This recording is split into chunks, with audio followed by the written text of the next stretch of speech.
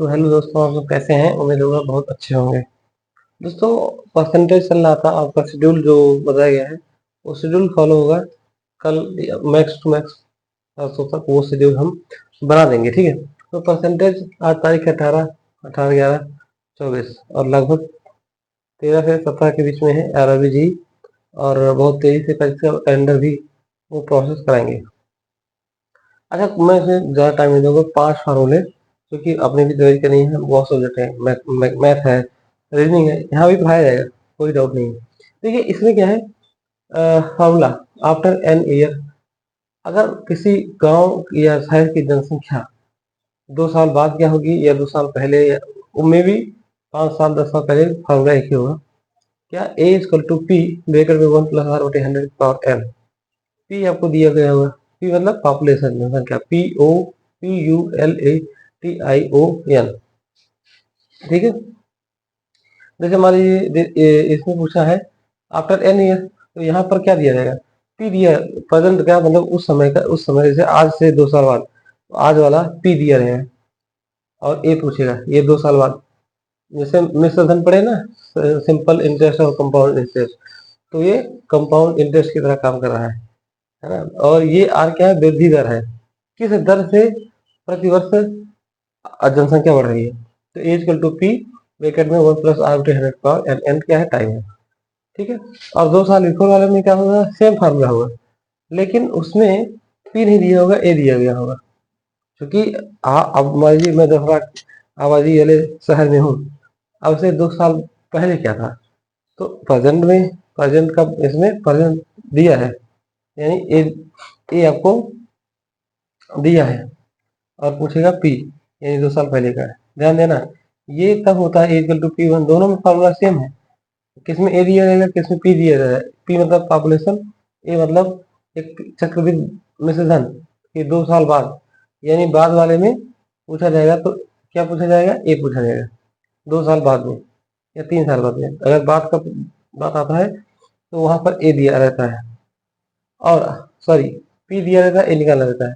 और 2 साल पहले में फार्मूला सेम है, इसमें क्या दिया जाएगा, ए दिया जाएगा और पी पूछा रहेगा। हमको समझ आया, किसमें ए पी, इसमें ए दिया है और इसमें अब यही फार्मूला सेम है, ठीक है। इन दोनों का अंतर आप समझ में आ गया होगा। 5 साल 6 साल 10 साल 1 साल कुछ भी वैल्यू वो पुटअप कर सकता है, ठीक है। समझ में आ गया। इसमें पी गिवन दिया जाएगा यहाँ में, और यहाँ पर ए गिवन, ए इसको नोट कर लो, आपको सरलता होगी। ट्रिक है, ट्रिक है। देखो आफ्टर आफ्टर एन ईयर, यानी कि प्रेजेंट दिया होगा, पी दिया होगा यानी पॉपुलेशन दिया होगा। और बिफोर पूछेगा मतलब ए ए दिया गया है, और पी पूछेगा, दोनों उल्टा। इसमें पी पूछा है, इसमें ए पी दिया है और इसमें ए दिया है, याद हो जाएगा। अब इसके बेस पे सवाल आप लगा सकते हैं। आर वृद्धि दर है, आर वृद्धि दर है ना। जैसे R% मतलब आर का मान मतलब 4% हो सकता है, 5% हो सकता है, कुछ भी में भी 2 कॉन्सेप्ट क्लियर हुए होंगे इन दोनों में खासकर। इसमें पी दिया जाएगा, ए पूछा जाएगा जब n साल बाद पूछेगा, n में 2 3 4 5 साल जब भी पूछे।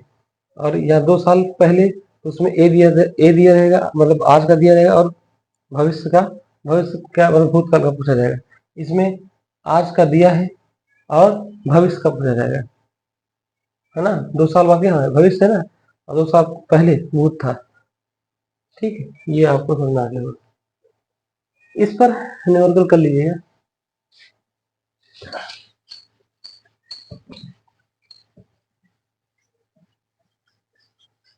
चलिए, तीसरा सवाल ये है कि जैसे आप सब ये फार्मूला, ये डिस्काउंट D1 D2 पर आधारित है। डिस्काउंट और छूट, जैसे आप गए भैया, ये भैया डस्टर दे दो, कितने का है, बोलेगा 20 का, नहीं भैया छूट दीजिए, तो आपको छूट देना पड़ता है। तो मान लीजिए कि D1, यहाँ x के स्थान पर D1, y के स्थान पर D2 रख के प्रयोग कर सकते हैं, मान लीजिए।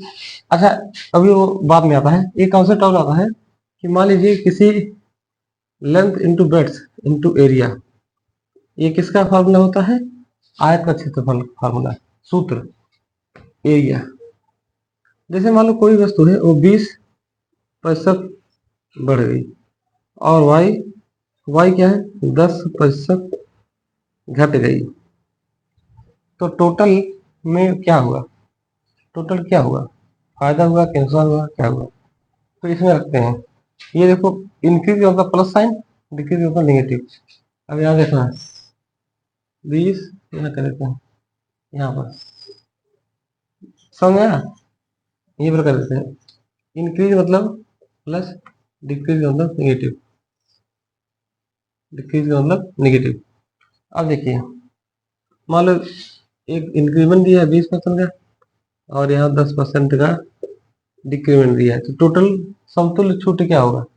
अगर हम कहें एक एक दो वस्तु ले रहे हैं, एक वस्तु पर 20% का इंक्रीज कर दे रहा है और दूसरी वस्तु पर 10% का डिस्काउंट कर रहा है, हो सकता है कि वो दूसरा वस्तु ज्यादा महंगा हो, ये भी ध्यान रखिए।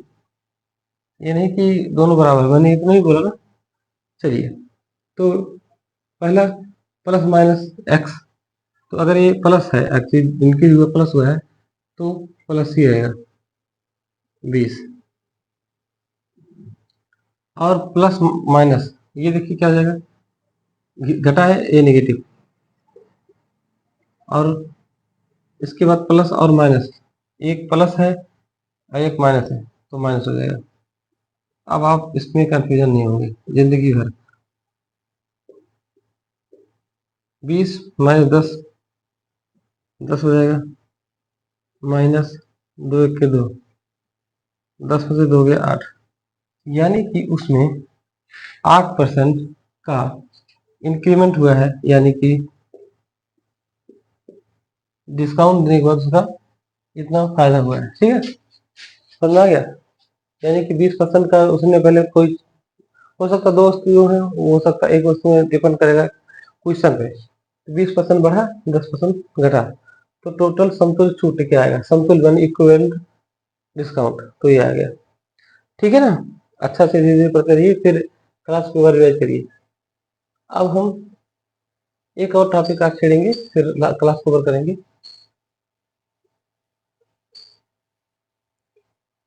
देखिए, कंजम्पशन, कंजम्पशन बेस। देखो, आय, आदमी जो कमाता है उसको आय बोलते हैं, और उस कुछ पैसे बचत करता है, कुछ उसका खर्च हो जाता है, यही तो है। Income equal to saving plus investment, खर्चा, आय को इनकम, अच्छा इनकम, खर्चा को एक्सपेंडिचर बोल दो, एक्सपेंडिचर, एक्सपेंडिचर। ठीक है, ये फार्मूला आप याद कर लीजिए। अब जैसे आय इनकम, अच्छा, तो यहाँ से अब 1 2 3 अननोन है, तीन तीन है, दो दिया रहेगा, एक पूछा रहेगा। आय दिया है, अगर आय पूछेगा तो एक दोनों दिया रहेगा, अगर बचत पूछेगा तो आय और खर्च दिया रहेगा, अगर मान लो खर्च पूछा है तो आय और बचत दिया रहेगा।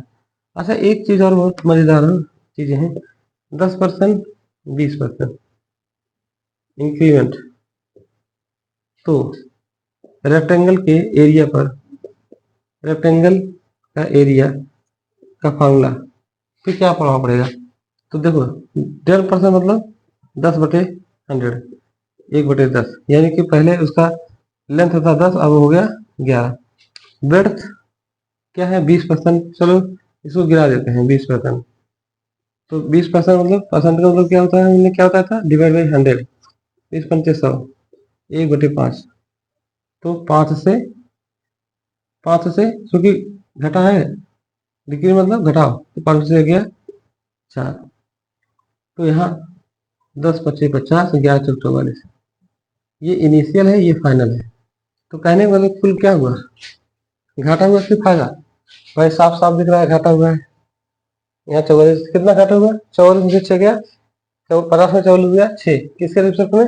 50 गुणे 100, 50 के 50 और 100, 12, ये 12% आपका क्या हुआ है, दुकानदार का घाटा और ग्राहक का फायदा। देखो, एक का कहीं ना कहीं फायदा होगा, दूसरे का घाटा है, दूसरे का फायदा है, एक का घाटा।